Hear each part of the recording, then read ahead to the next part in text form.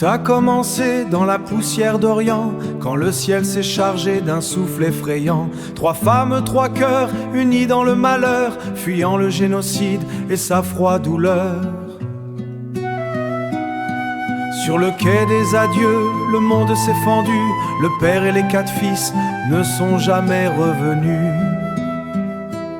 Sable mouvant, désert sans une voie, le silence est tombé sur le chemin de la foi.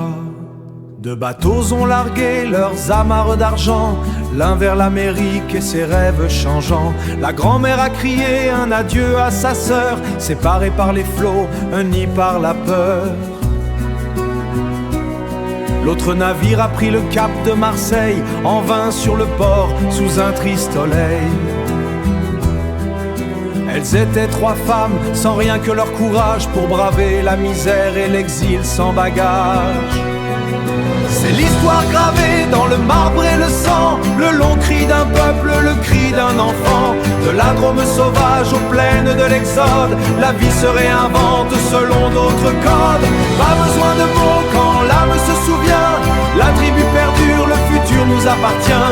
La tribu perdure, le futur nous appartient.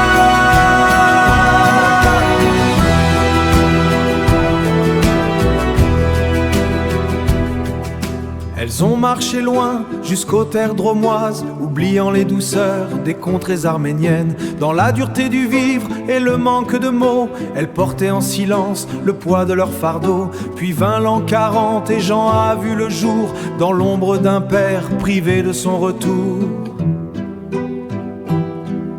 Dénoncé dans Lyon, militaire emporté, dans des camps de misère il s'est évaporé.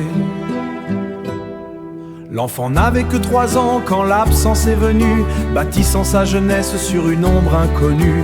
Élevé par les femmes, gardien du vieux parler, il faisait revivre les sons d'un monde envolé. Par-delà l'océan, un lien restait tendu, des colis, des su-têtes pour ceux qu'on croyait perdus, des gâteries sucrées, des nouvelles du lointain, un sucre d'après-moi pour adoucir le destin.